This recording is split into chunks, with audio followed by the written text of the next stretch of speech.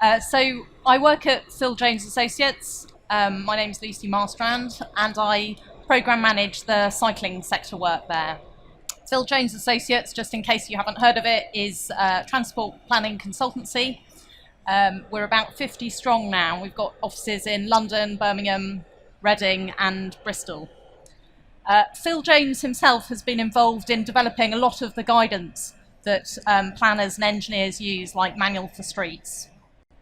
So I'm going to talk today about, well, it's kind of structured in two parts. On the one hand, there are the issues that we face as we negotiate the roads, and on the other hand, I'll talk about some solutions in terms of infrastructure.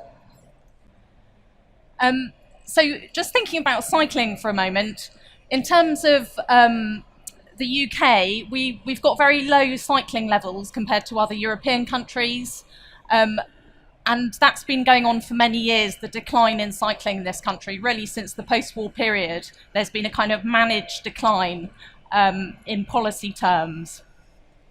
And it wasn't really until the early 1990s that cycling came back into transport policy in a visible way. There have been exceptions to that. London recently has seen quite a rapid growth in cycling, particularly in certain boroughs. And then places like Cambridge have a tradition of cycling, and that's been sustained through quite thoughtful processes and decisions made by the Transport Authority.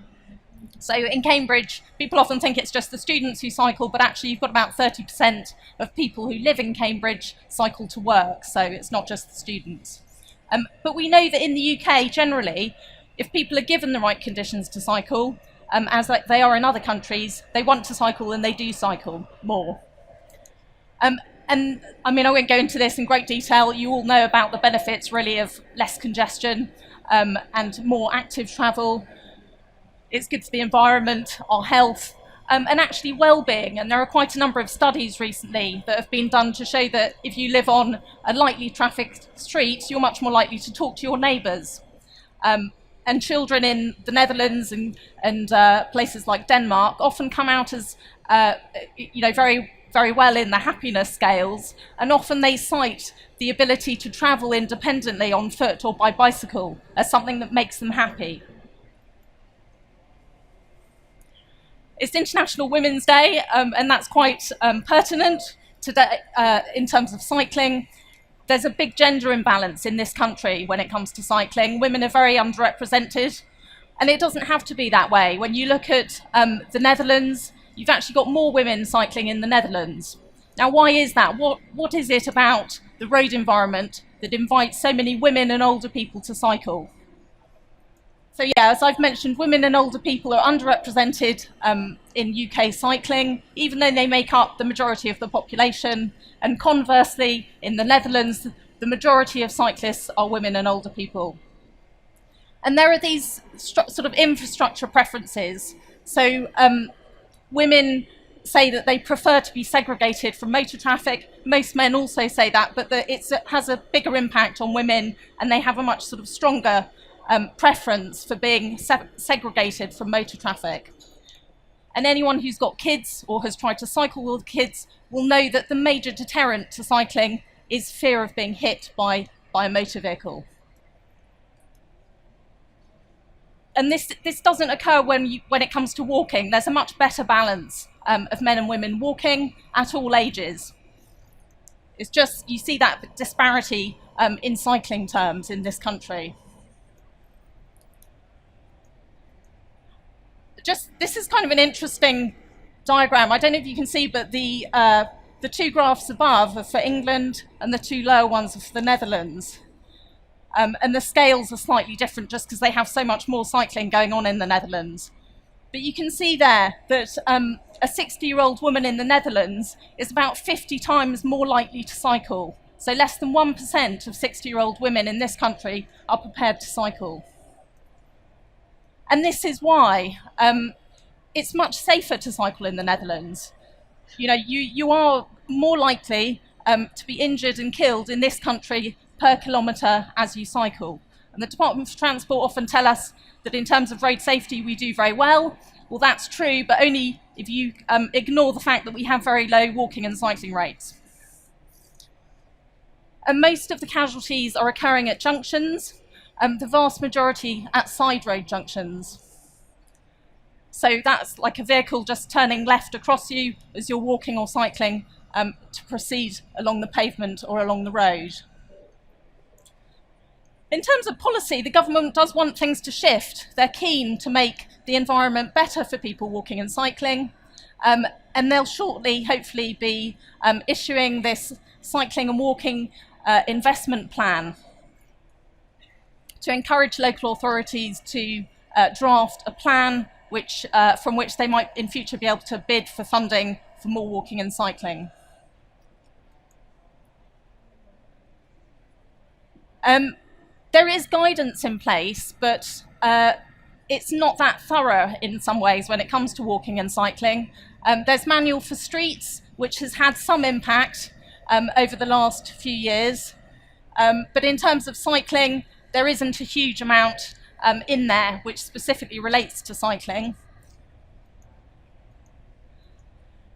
And as a result, in a sense, some authorities have taken it upon themselves to create their own vision. Boris Johnson wanted to ensure that there was considerable segregation for cyclists in London to encourage greater diversity in cycling.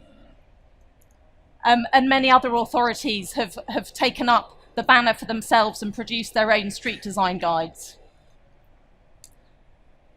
So just looking at some infrastructure solutions, the side roads, as I mentioned, is a critical issue because if you cannot safely cross a side road, really it's very hard to get anywhere. We have plenty of footpaths in this country, so you know the footpaths are there, but it's actually the connection between one footpath and the next which often causes an issue. So here on the left you can see this woman. She was pushing a buggy actually when I took this photograph, but she's had to go all the way round the side, a long way off her desire line in order to cross the road, because at this point the splay in the junction is so vast she doesn't really feel safe crossing there. So although the tactile pavings are here indicating the point at which you ought to cross the road, the design itself doesn't really encourage that. The design, in fact, indicates that the motorist has priority, they can sweep round, they don't have to stop, and the pedestrian also understands through the design that they're not going to have priority. So she's kind of taking refuge and going round the corner. On the right-hand side, this is a photo of continuous pavement in Copenhagen, and it's very clear that, and I kind of like the reference that Kieran made to design. You know, we need to think about designing our streets, not just engineering them. The design there very clearly tells you that as a pedestrian you have right of way as you cross that side road. Now our highway code in the UK, as soon as you step out as a pedestrian, in theory you have right of way. But anyone who's tried to cross a side road like this knows that that doesn't actually happen, because the design is telling the drivers and the pedestrians something different. There is a kind of campaign going on. I don't know if you're familiar with British cycling, I'm sure you are, but Chris Boardman is heading up a campaign. If you go to British Cycling website, I think there's a link to this document which was written by Phil Jones Associates called Turning the Corner. And the idea is to strengthen the highway code so that not only do you have right of way once you've stepped out into the side road, which obviously already puts you in a precarious position, but that you have right of way even before you get there. And that would bring the UK in line with other countries in Europe who give better priority to people walking along the footway. So this is just a diagram of a continuous footway, and you can see there the clear visual indication that as a pedestrian you have priority over that side road. And these are beginning to be built in this country too. This is Clapham in London, and a really nice design there of a continuous footway. Very clearly, it's a more comfortable, relaxing experience to walk along a pavement that continues across the side road like that. And the motorists know to give way because of the way it's designed. And that idea really has been taken up for cycle routes as well, so that the cyclist is given clear priority across the side road. This is in Waltham Forest, one of the Millie Holland schemes. crossings are a big issue for pedestrians. In discussions with engineers, I've often had the comment that, well, let's put in a refuge because that's seen as a nice solution. It doesn't stop the traffic moving. But obviously, from a vulnerable pedestrian's point of view, or even just a normal pedestrian's point of view, it gives you no legal priority. It's a blob in the middle of the road. How do you get to it? You've still got to cross one lane of traffic to get to it, and another lane of traffic to get to the other side.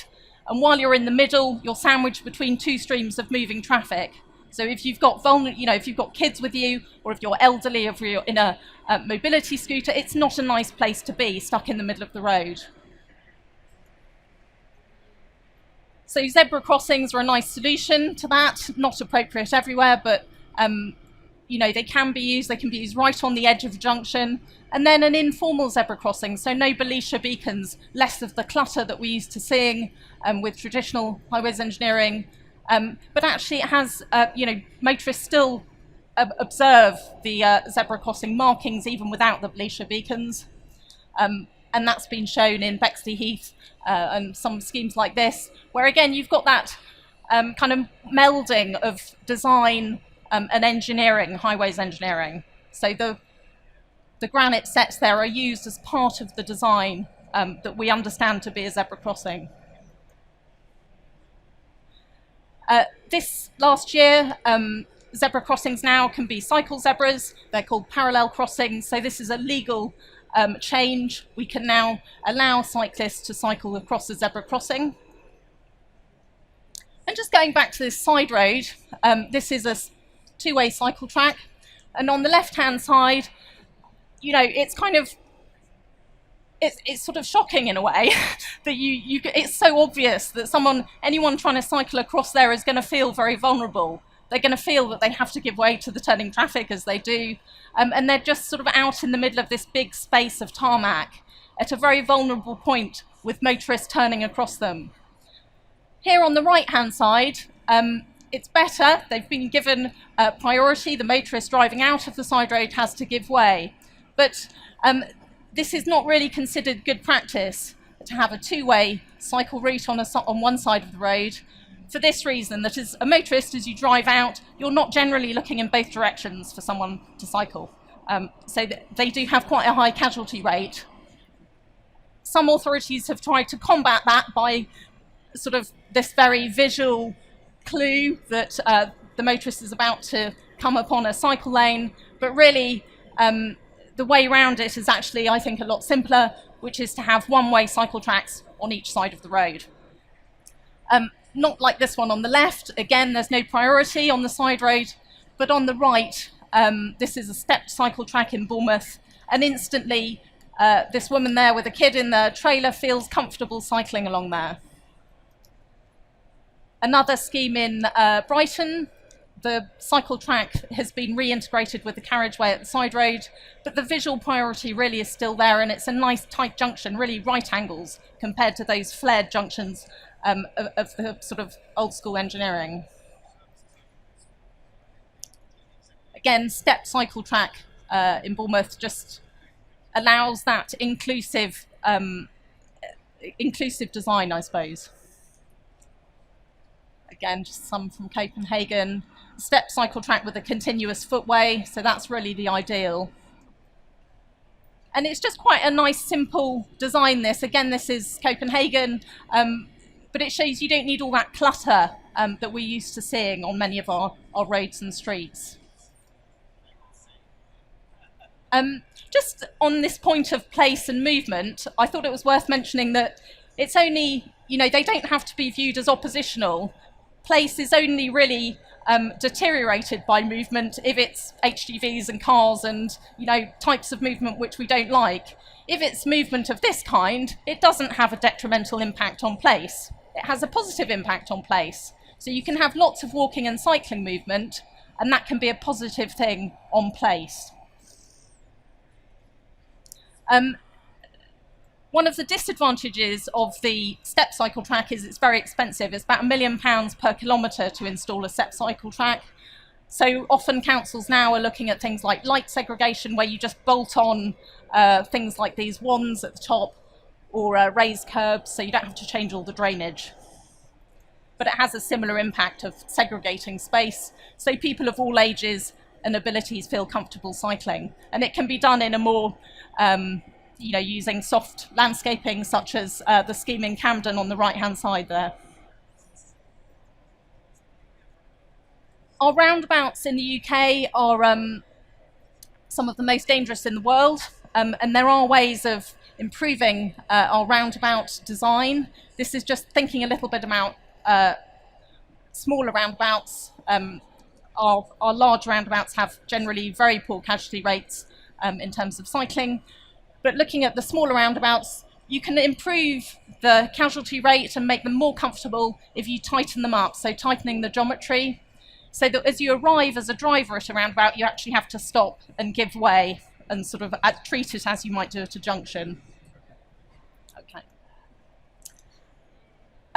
Just some kind of streets that, thinking about, if you make the street flush, so reducing the difference between pedestrian space and motor vehicle space, it improves the environment and slows traffic. And again, rearranging car parking, if you have this very linear car parking, it tends to encourage speeding. Whereas if you clump the car parking into specific zones, you can then free up the rest of the space for other uses. Harlem and Delft, I just took these photos and I was struck by the way that the inhabitants have actually colonised the street as spaces, an extension of the home. They don't need that defensive zone like we often need in the UK outside their house, but they're literally, their front door leads right out onto the street. Thank you.